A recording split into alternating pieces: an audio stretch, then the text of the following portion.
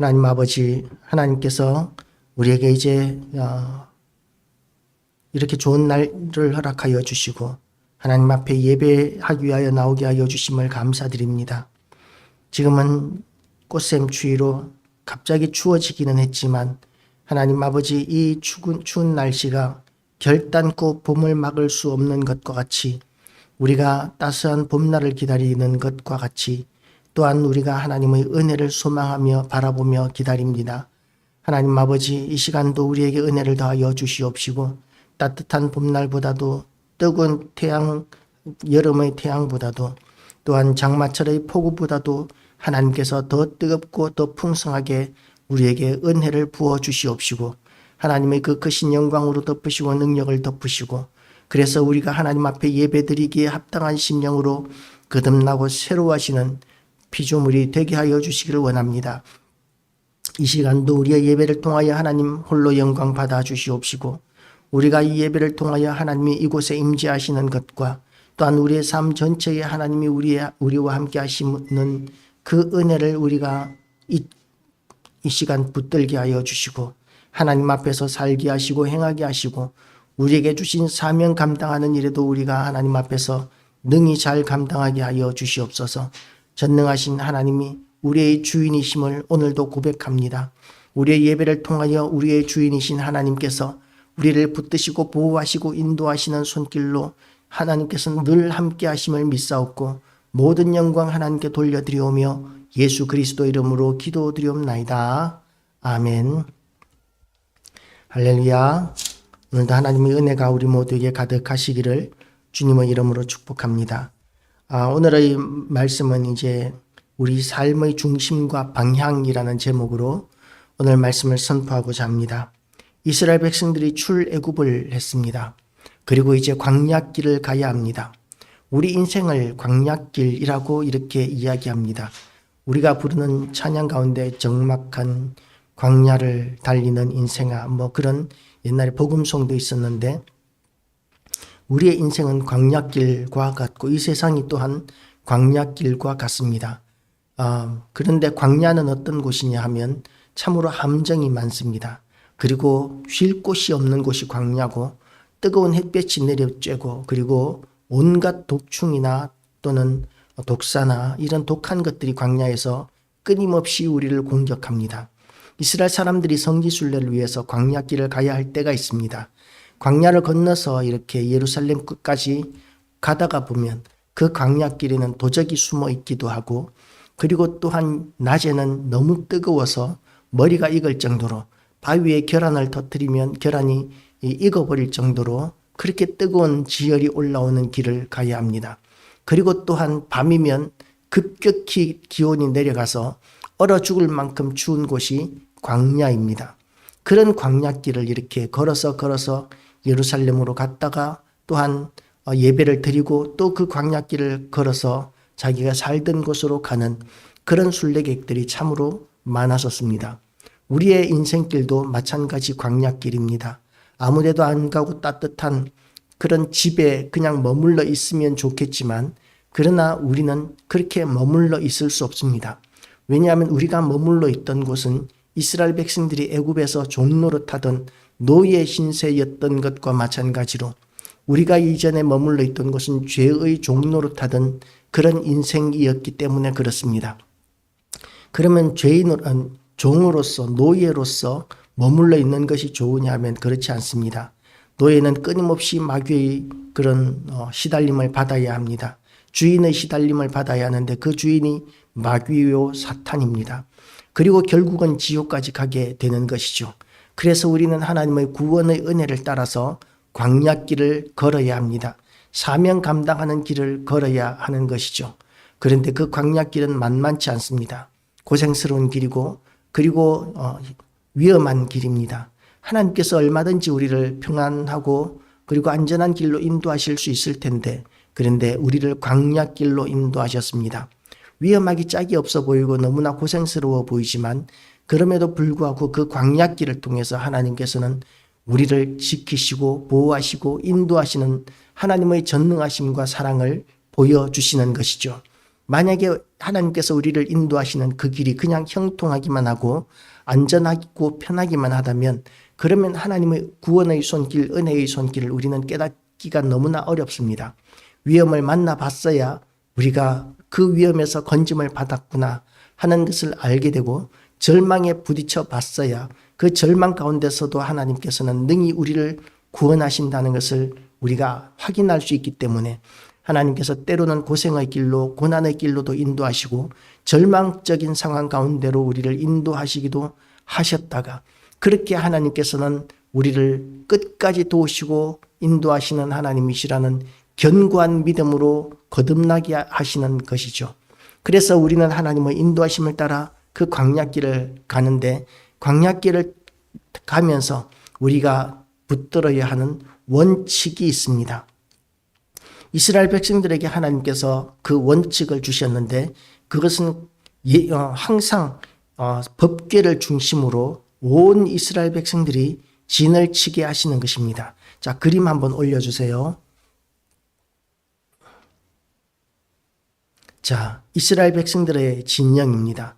이스라엘 백성들은 이제 동남, 서, 북 이렇게 우리는 동서남북 이렇게 이야기하지만 이스라엘 사람들의 입장에서는 동남서 북 이렇게 이야기를 하고 그리고 동쪽과 남쪽이 좋은 곳이고 서쪽과 북쪽은 그렇게 좋지 못한 것으로 그렇게 여기는 것이죠. 서쪽에는 뭐가 있었느냐 하면 이스라엘 백성들을 노예로 부리던 애굽이 있습니다. 그러니까 이 과거를 단절하고 동쪽으로 이스라엘 백성들은 행군을 해서 가나안 땅에 들어가게 되는데 가나안 땅으로 진행할 때에 하나님께서 진을 이렇게 치셨습니다. 그 유다 지파의 유다 진에는 이제 스불론과 유다와 이사갈 진영 18만 6,400명이라고 이렇게 이야기하고 있는데 이렇게 세 무리가 동쪽의 진영입니다. 각 지파별로의 이 깃발이 있는데요. 그 깃발이 이제 스불론 지파는 칼과 저게 돛대인가요?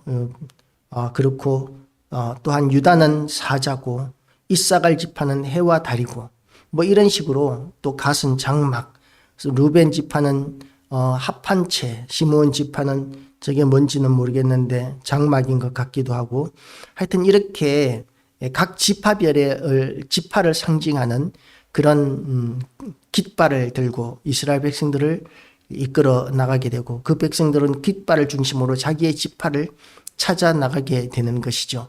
지금도 이렇게 보면 우리가 큰 집회를 할 때 보면 교회별로 이렇게 깃발을 들고 사람들을 불러 모으기도 합니다. 그러면 깃발을 보고 자기 교회를 찾아가기도 하고 자기 팀이나 무리를 찾아가기도 하는데 이스라엘 백성들은 이렇게 진을 칠 때에도 이렇게 깃발을 높이 들어서 자기 지파의 사람들을 모으고 자기 진영의 사람들을 모았던 것이죠.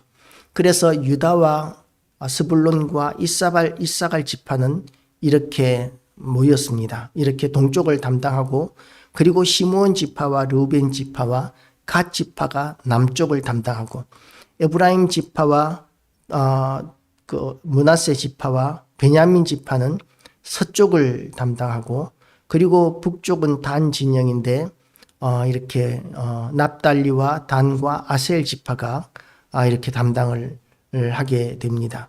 이렇게 담당을 하면서 이렇게 진을 꾸미는데 진을 칠 때에 장막을 칠 때에 이스라엘 백성들은 그 장막의 입구가 공통적으로 성막을 향하도록 그렇게 장막을 쳤습니다. 그리고 또 그 장막 안쪽에서는 장막을 중심으로 레위 지파가 이렇게 진을 치게 되는데 모세와 아론의 집 그리고 그 고핫 자손, 게르손 자손 그리고 무라리 자손 이렇게 레위 자손들이 성막을 중심으로 이렇게 4개의 진을 치고 모이게 됩니다. 그리고 성막을 담당하는 레위 자손들이 그 성막을 둘러싸고 성막을 보호하는 것이죠. 물론 하나님께서 이스라엘 백성들을 보호하시지만 그러나 하나님께서는 또한 그 하나님의 말씀을 맡은 자들을 통해서 성막을 옹위하게 하십니다. 우리도 어떻습니까? 하나님께서 교회를 지키시고 보호하시고 우리의 삶을 주관하시고 인도하시지만 우리는 또한 하나님과 교회를 옹위하는 그런 사명을 감당하는 것이죠. 왜냐하면 교회를 통해서 하나님의 뜻을 이루어 나가실 때가 많기 때문입니다. 물론 어떤 사람들은 예전에는 이렇게 가르쳤습니다. 우리의 본업은 신앙이고 우리의 부업이 직업이다, 직장 생활이다 라고 이렇게 이야기하면서 어떤 목사님은 그것을 자랑하기도 했습니다. 우리 집사님은 내가 전화만 하면 밤낮 없이 아무 때나 다 그렇게 즉시 달려와 얼마나 충성스러운지 좋아. 그렇게 자랑하기도 했는데 만약에 여러분이 기업주라면 사용자라면 그러면 갑자기 일하다가 목사님 전화 받았다고 자리를 비우고 사라져버리는 그런 직원을 좋아하시겠습니까? 그것은 하나님께 영광이 되지도 않고 그것은 합당한 태도라고 이렇게 우리는 생각할 수가 없습니다. 칼빈주의 우리의 신앙은 모든 직업은 거룩하다라고 이렇게 말씀하고 있습니다. 모든 직업이 거룩하다는 말은 모든 직업이 하나님의 영광을 위하여야 한다라는 것이죠. 교회만이 아니라 우리의 삶 전체가 하나님 앞에 드려지는 거룩한 산 제사가 되어야 하고 예배가 되어야 합니다. 그래서 교회에 와서 우리가 예배를 드리고 훈련을 받아서 우리의 신앙생활은 어디에서 나타나야 하느냐 하면 우리의 가정에서 나타나고 학교에서 나타나고 직장에서 나타나고 그리고 사회에서 나타나야 합니다. 그것이 안 되면 언제나 교회는 폐쇄적이 되고 그리고 또한 세상으로부터 손가락질받게 되어 있는 것이죠. 우리는 세상 가운데서 하나님의 영광을 드러내어야 합니다. 그런데 어떻게 우리가 하나님의 영광을 드러내겠습니까? 예수님께서는 이렇게 말씀하셨습니다. 너희 착한 행실로 세상이 하나님께 영광을 돌리게 하라고 이렇게 말씀하셨습니다. 우리의 착한 행실로 말미암아 우리는 하나님 아버지께 영광을 돌리게 되어 있는 것이죠. 그 착한 일을 어디서 해야 합니까? 교회에서도 물론 착한 일을 해야 합니다. 그리고 교회에서만 착한 일을 하는 것이 아니라 우리의 삶 전체에서 우리가 속한 가정과 직장과 세상 가운데서 우리는 착한 일을 해야 한다는 것이죠. 어떤 교회에 이렇게 도적이 들었습니다. 도둑이 들어왔는데 그 도둑이 어떤 사람들이었느냐 하면 이 젊은 아이들이었는데 이제 아기를 낳고 이렇게 기르는 젊은 아이들이었습니다. 그런데 그 아이들이 이제 먹고 살 길이 없으니까 교회에 뭔가를 훔치러 왔던 것이죠. 그렇게 훔치러 들어왔다가 그게 잡혀서 남자아이는 교도소로 가고 여자아이는 아기를 혼자서 기르는데 그런데 그것이 너무 힘들 것 같으니까 교회에서 끝까지 그 아이에게 기저귀도 사다 주고 쌀도 사다 주고 그렇게 돌보았다는 이야기를 들었을 때 우리가 그런 이야기를 들으면 흐뭇해지는 것이죠. 왜냐하면 선한 일이고 하나님이 기뻐하시는 일이기 때문에 그럴 것입니다. 그리고 또 얼마 전에 뉴스가 나왔었습니다. 어떤 논객이 또 그런 이야기를 하던데요. 어떤 아주머니가 편의점인지에서 마트에서 소고기를 5만 원짜리를 5만 원어치 훔치다가 잡혔습니다. 그런데 그 소고기를 훔치다가 잡혔는데 어떤 상황인지를 알아보니까 그 두 자녀가 있는데 그 두 자녀가 암투병을 하고 있는데 그 암투병하고 있는 아이들에게 소고기를 먹이고 싶어서 그렇게 절도를 하다가 잡혔다라고 이렇게 이야기하는 것을 듣고 그 논객이 그 분들의 연락처를 알고 싶어가지고 연락처를 알면 100만 원이라도 보내고 싶어서 그렇게 알려고 하는데 알 길이 없다는 이야기를 하는 것을 보았습니다. 우리가 참으로 이렇게 광야와 같은 인생길 어려운 삶을 살아가는 사람들에게 대하여 우리의 어려움만 바라보는 것이 아니라 손을 펼치고 그리고 돕는 것을 통해서 우리는 우리의 착한 행실로 하늘에 계신 우리 아버지께 영광을 돌리게 되는 것이죠. 그렇게 되기 위하여 우리는 우리의 삶의 중심이 하나님이 되셔야 합니다. 이스라엘 백성들은 성막을 중심으로 그렇게 모였었습니다. 그리고 성막을 옹위하는 것이죠. 그렇게 성막을 옹위하면 성막에서 하나님의 영광이 떠올라서 낮에는 구름 기둥으로 그리고 밤에는 불 기둥으로 이스라엘 백성들을 인도하십니다. 그리고 구름이 떠오르지 않으면, 하나님의 영광이 떠오르지 않으면 이스라엘 백성들은 그 자리에 머물렀었습니다. 오늘은 컨디션이 좋기 때문에 오늘은 많이 갈 수 있어 라고 하면서 많이 걸어갈 필요가 없습니다. 오늘은 너무 피곤하기 때문에 한 발자국도 못 걷겠어 라고 할지라도 하나님의 영광의 구름이 떠오르게 되면 무조건 따라가야 합니다. 아무리 힘들어도, 아무리 걷기가 싫어도 우리는 그 주님이 인도하시는 그 하나님의 인도하심을 따라서 걸어가야 합니다. 쉬고 싶어도 쉬지 말아야 합니다. 하나님의 영광의 구름이 가는 곳은 무조건 따라가는, 그것이 순종입니다. 하나님께서는 이스라엘 백성들에게 그런 순종을 훈련시키셨습니다. 우리도 또한 마찬가지입니다. 이 악한 세상을 살아가면서 우리 삶의 중심은 하나님이셔야 합니다. 하나님이 우리의 중심이 되시는 삶이 되기 위해서 우리는 예배를 빼먹을 수 없습니다. 교회에서 하나님 앞에 예배를 드리는 것을 통해서 하나님의 선하시고 기뻐하시고 온전하신 뜻을 우리가 깨닫게 되고 분별하게 되고 배우게 되고, 그리고 그 배운 것을 가지고 세상 가운데서 말씀 붙들고 살아가는 그런 삶을 통해서 우리는 선한 삶을 살 수 있게 되고 하나님의 영광을 위한 삶을 살 수 있게 되는 것입니다. 하나님께서는 이스라엘 백성들이 옹위만 받으시는 것이 아니라 광야에서 그 백성들을 먹이십니다. 광야에서는 농사도 지을 수 없고 장사도 할 수 없고 먹고 살 수 있는 아무런 방법이 없는 절망적인 길이었었습니다. 그런 길을 하나님께서는 인도하셔서 이스라엘 백성들이 굶주리지 않게 하시고 옷이 떨어지거나 신발이 떨어지지 않게 하시고 그들이 40년 동안을 행군하였었습니다. 물론 빠른 길로 가면 한 달 정도면 애굽에서 이 가나안 땅까지 갈 수 있는 거리였겠지만 이스라엘 백성들에게 대해서 하나님께서는 광야에서 40년을 돌리셨습니다. 그렇게 40년 동안 노예 생활을 하던 노예 근성에 쩔어 있던 그 백성들은 다 죽어지고 다음 세대가 일어나게 됩니다. 노예가 아닌, 노예 출신이 아닌 그 자손들이 이제는 자유민으로서 이스라엘 백성으로 거듭나게 되는 것이죠. 우리도 광야 길이 때로는 너무나 멀고 어렵다고 느껴질 때가 있을 것입니다. 그런데 그 멀고 어려운 광야 길을 통해서 우리는 우리의 옛사람이 죽고 새 사람이 살아나는 그런 놀라운 하나님의 계획을 믿고 따라가야 합니다. 우리가 이렇게 한번 죽는 것과 또한 태어나는 것은 쉬운 일이 아닙니다. 어린아이가 태어날 때 엄마가 고생하지 뭐 애들이 고생하냐 그렇게 생각하기도 했었지만 그 아이들도 그 좁은 산도를 통해서 태어나기 위하여 얼마나 몸이 찌그러지고 뼈가 완전히 찌그러질 정도로 그렇게 되어서 나오는 너무나 고통스러운 과정을 거쳐서 태어난다고 합니다. 아무런 고통이 없는 것이 아니라 죽을 고생을 하면서 태어나는 것이 출생인 것이죠.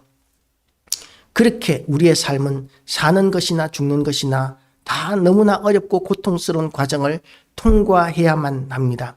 그런 어렵고 고통스러운 과정을 통과하면서 우리가 새로운 피조물로 거듭나게 되고 하나님의 은혜를 누리는 삶으로 우리는 거듭나게 되는 것이죠. 그래서 어렵다고 해서 낙망하거나 포기하거나 절망하는 것이 아니라 이 가운데서도 하나님께서는 우리를 도우시고 인도하시고 그리고 섭리하시고 역사하신다는 그런 믿음을 굳건히 붙들어야 합니다. 우리가 이 상황에만 적응하고 상황과 현실만을 바라보면서 판단하는 그런 세상 사람들과는 완전히 다른 존재라는 것을 우리는 세상 가운데 보이면서 살아야 합니다. 그럴 때 우리가 하나님께 영광을 돌려드릴 수 있습니다. 세상 사람들은 다 절망하고 포기할지라도 우리는 믿음으로 하나님 앞에 이렇게 굳건히 붙들고 나가는 모습을 세상 가운데서 보여줄 때 역시 믿음의 사람은 다르구나 하는 그런 우리의 모습들을 세상 사람들에게 보여줄 수 있게 되는 것이죠. 우리가 지금 이제 윤석열 대통령이 감옥에 가 있는 것을 보았었습니다. 그전에는 그 김건희 여사나 이런 분들의 이야기를 들어보면 이상한 도사나 점쟁이나 이런 것 가족들과 가까이 했는 것 같아요.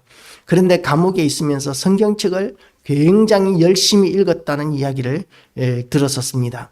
하나님께서 그런 고난을 통해서 이유야 어찌 되었든지 간에 그 윤석열 대통령이 감옥에 가는 것에 대해서 생각하는 바는 다들 다르겠지만, 그러나 분명한 것은 이 윤석열 대통령에게 향하신 하나님의 은혜가 있으셔서 그 고난을 통해서 말씀을 접하게 하시고 믿음을 가지게 하신 그런 은혜가 있었다는 사실을 우리는 이런 혼란스러운 전국 상황 가운데서도 발견하게 되는 것입니다.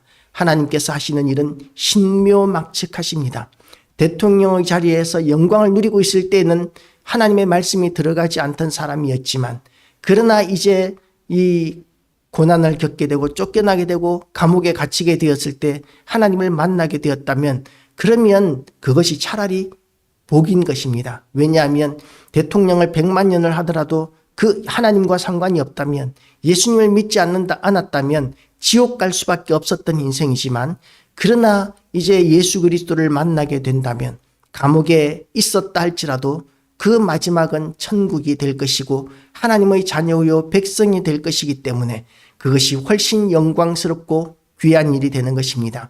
우리가 이 나라가 어떤 방향으로 가게 될지는 알지 못하지만, 그러나 우리의 결국은 영원한 하나님 나라의 소망이 있다는 것을 믿으시고 바라보시고, 그리고 세상의 미혹에 넘어가거나 속지 않으시기를 주님의 이름으로 축복합니다. 우리는 하나님을 바라보아야 하고 하나님의 말씀을 바라보아야 하고, 말씀을 맡은 자로서 세상 가운데서 사명 감당하는 삶으로 인하여 하늘에 계신 우리 아버지께 영광을 돌려드리는 그런 교회와 성도들 다 되시기를 주님의 이름으로 축복합니다. 기도하시겠습니다. 하나님 아버지, 오늘도 우리에게 은혜의 말씀 허락하여 주심을 감사드립니다. 우리는 우리의 환경이 광야와 같아서 때로는 실망하고 좌절하고 원망하기도 하지만, 하나님 아버지, 우리의 삶이 그런 광야와 같은 삶 가운데서도 하나님께서는 구름 기둥과 불 기둥으로 인도하시고 만나와 메추라기로 먹이셔서 우리의 모든 삶 가운데서 간섭하시고 도우시고 인도하시는 하나님이신 것과, 우리의 결국은 영원한 하나님 나라에 있다는 그 믿음을 우리가 견고히 붙들고 예수 그리스도를 따라가는 그런 삶을 결코 포기하지 않게 하여 주시기를 원합니다. 하나님 아버지, 너무나 많은 사람들이 교회를 이제 포기하고 그리고 넘어지는 가운데 있지만, 전능하신 하나님 아버지, 우리 교회를 통해서 다시 한 번 더 힘있게 부흥의 역사가 일어나게 하여 주시옵시고, 하나님께 온전한 영광을 돌려드리게 하여 주시옵소서. 감사드리오며 예수 그리스도 이름으로 기도드리옵나이다.